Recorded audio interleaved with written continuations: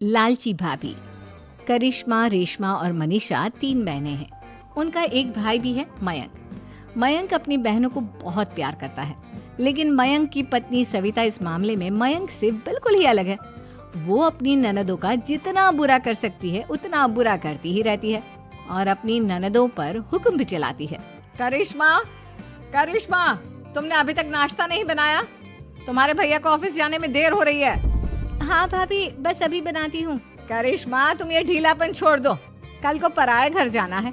वहाँ अगर तुम इस तरह से काम करोगी तो लोग क्या कहेंगे कि माँ ने और भाभी ने कुछ सिखाया नहीं। और तुम्हारी दोनों बहनें कहाँ हैं? रेशमा मार्केट गई है और मनीषा सो रही है। क्या? सुबह के 8 बज रहे हैं और ये महारानी अभी भी सो रही है? ये कहते हुए सविता अपनी सास दुर्गा देवी के पास जाती है। माँ जी, देख रही हो अपनी बेटियों के तौर तरीके? क्या हुआ बहू, सुबह सुबह क्या कर दिया मेरी बेटियों ने? अरे, एक तो अभी अभी उठकर किचन में गई है, दूसरी सुबह सुबह बाहर चली गई और तीसरी अभी तक सो रही है। क्या करूं मैं इन तीनों का? मैं तो परेशान हो गई हूँ। जा जाकर उठा उसे और रेशमा से मैं बात करती हूँ। सविता सीधा मनीषा के कमरे में जाती है और उससे कहती है, महारानी जल्दी उठो, सूरज सर पर आ गया है। भाभी, थोड़ी देर और सोने दो ना। मैं रात को लेट सोई थी। वो क्या है ना, यूनिट टेस्ट चल रहे हैं। शराफत से उठती है या नहीं, या फिर पानी की भरी बाल्टी डालूं तेरे ऊपर? नहीं नहीं भाभी, मुझे बिस्तर में नहीं नहाना, उठती हूँ मैं। मनीषा जल्दी से उठकर बाथरूम में चली जाती है। सभी आराम से बैठकर नाश्ता कर रहे होते कि तभी रेशमा बाजार से हाथ में सामान लिए आ जाती है। रेशमा को देखते ही सविता उस पर बरस पड़ती है। लो, आ गई महारानी। ऐसा भी क्या सामान लाना था जो सुबह आंख मलते ही बाजार की तरफ रवाना हो गई? भाभी, कल आप ही तो चीख रही थी कि घर का सारा सामान मुझे ही लाना पड़ता है, घर में किसी को भी किसी काम से कोई लेना देना नहीं है। अब मैं बाजार जाकर सामान ले आई तो आपको इस बात से भी तकलीफ हो रही है? देख रही हो माँ जी, अपनी बेटी की जुबान कैंची से भी तेज चलती है। और मयंक, आप तो कुछ कहेंगे नहीं अपनी लाडली बहन को? रेशमा, अपनी भाभी से ऐसे बात नहीं करते। चलो माफी मांगो। भैया, मैं क्यों माफी मांगू? आप भाभी से बोलिए ना कि हम पर कम हुक्म चलाया करे। हम इस घर की बेटियां हैं और आपकी पत्नी की ननद है, नौकरानी नहीं। लो, कर लो बात। इनकी भलाई के लिए कुछ भी बोलो तो इन्हें बुरा लग जाता है। इस घर में यही इज्जत है मेरी। देख लो माँ जी, आपकी बेटी किस लहजे में मुझसे बात कर रही है। सविता वहाँ से चली जाती है। मयंक को बहुत गुस्सा आता है, वो भी वहाँ से चला जाता है।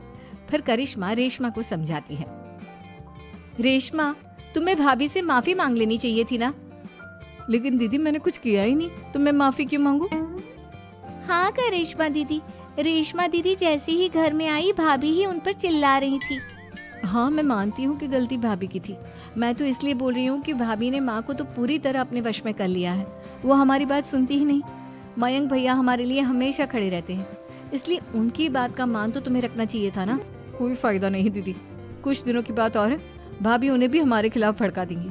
फिर वो भी माँ की तरह हमारी किसी बात का विश्वास नहीं करेंगे। इसी तरह सविता अपनी तीनों ननदों को किसी न किसी बात पर परेशान करती रहती थी। एक दिन मयंक अपनी तीनों बहनों के लिए गिफ्ट लाया। करिश्मा, ये तुम्हारे लिए हार का सेट। रेशमा, तुम्हारे लिए सुंदर सी ड्रेस। और मनीषा, तुम्हें किताबें पसंद है ना, तुम्हारे लिए किताबें लाया हूँ। थैंक यू भैया। थैंक यू भैया। थैंक यू भैया। करिश्मा, तुम्हारा नेकलेस कितना सुंदर है। ये भैया कहाँ से ले आए होंगे?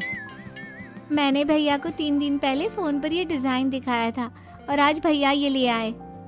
सविता तो अपनी ननदों के गिफ्ट्स देखकर जल गई और करिश्मा का नेकलेस तो उसे भी बहुत पसंद आया था। अपनी बहनों के लिए कितना अच्छा नेकलेस लेकर आए हैं, मुझे कभी कोई गिफ्ट नहीं दिया। मैं आज ही ये हार चुरा लूंगी। रात में सविता करिश्मा का हार चुरा लेती है और इसी तरह उसे अपनी ननदों की जो भी चीज अच्छी लगती वो उसे मांगती नहीं, बल्कि रात के अंधेरे में चुरा लेती। इसी तरह दिन बीतते गए और सविता ने मयंक के दिल में भी उसकी बहनों के लिए नफरत पैदा कर दी। एक दिन मयंक ने करिश्मा और रेशमा के लिए रिश्ता देखा और ये बात उसने घर में सबको बताई। माँ, करिश्मा और रेशमा के लिए बहुत अच्छा रिश्ता आया है। वो लोग कल इन्हें देखने आ रहे हैं। आप और सविता मिलकर सारी तैयारी कर लेना। ये सुनकर करिश्मा और रेशमा खुश हो जाती हैं, लेकिन सविता सोचती है, अगर इन दोनों बहनों की शादी हो गई तो घर और बाहर का काम कौन करेगा? मनीषा तो एक नंबर की कामचोर है, उससे तो किसी बात की उम्मीद लगाना ही बेकार है। मुझे इस शादी को रोकना होगा। अगले दिन सभी लड़के वालों के स्वागत की तैयारी करने में लगे होते हैं। तभी मयंक अपनी बहनों से आकर कहता है, तैयार हो गई तुम दोनों? देखो दोनों लड़के बहुत अच्छे हैं, मैं कोई कसर नहीं छोड़ना चाहता, इसलिए तुम उनके सामने अच्छे से बिहेव करना और अपनी भाभी से लड़ने मत लग जाना। करिश्मा, तुम वो नेकलेस पहन लो ना जो मैं तुम्हारे लिए लाया था। भैया मैं बहुत देर से वो नेकलेस ढूंढ रही हूँ, लेकिन मुझे मिल ही नहीं रहा। क्या तुमने नेकलेस खो दिया? तुम्हें पता भी है वो कितना महंगा था? तुम कोई काम ढंग से नहीं कर सकती। मयंक गुस्से में वहां से चला जाता है। थोड़ी देर बाद लड़के वाले भी आ जाते हैं। वो दोनों बहनों को पसंद कर लेते हैं और रिश्ता पक्का हो जाता है। लेकिन सविता के दिमाग में तो कुछ और ही खिचड़ी पक रही थी। वो पंडित जी के पास करिश्मा की कुंडली लेकर जाती है और उन्हें पैसे देकर करिश्मा की कुंडली बदलवा देती है। जब लड़के वालों के पास करिश्मा की कुंडली जाती है तो वो दुर्गा को फोन करते हैं। बहन जी, हमने करिश्मा की कुंडली अपने पंडित जी को दिखाई थी। आपकी बेटी की कुंडली नहीं बल्कि दोषों का पिटारा है। देखिए, मैं और मेरे पति इन सब बातों में बहुत विश्वास करते हैं, इसलिए हम आपकी बेटी से अपने बेटे की शादी नहीं करा सकते। इस तरह करिश्मा का रिश्ता टूट जाता है और सभी घर वालों को बहुत दुख होता है। अब कविता सोचती है, चलो करिश्मा का तो रिश्ता टूट गया, अब रेशमा का भी रिश्ता तोड़ना है। क्या करूं? अब सविता आवाज बदलकर किसी अननोन नंबर से रेशमा के होने वाले ससुराल में फोन करती है। हेलो, मैं कौन हूँ कौन नहीं ये आपके लिए जानना जरूरी नहीं, बस इतना सुन लो कि रेशमा का 2 साल से किसी के साथ अफेयर चल रहा है। बस रेशमा का रिश्ता तोड़वाने के लिए सविता का इतना कहना काफी था। अब रेशमा का भी रिश्ता टूट गया।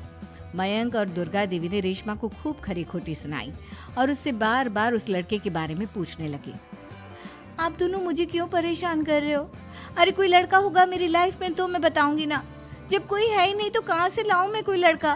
तो तेरे होने वाले ससुराल वालों को फोन किसने किया था? माँ, मैं नहीं जानती किसने फोन किया था, मैं सच कह रही हूँ। मैं तो पहले ही कह रही थी इसकी लगाम खींच कर रखो, लेकिन मेरी सुनता ही कौन है। आप चुप रहिए भाभी, ये सब आपका ही किया धरा है।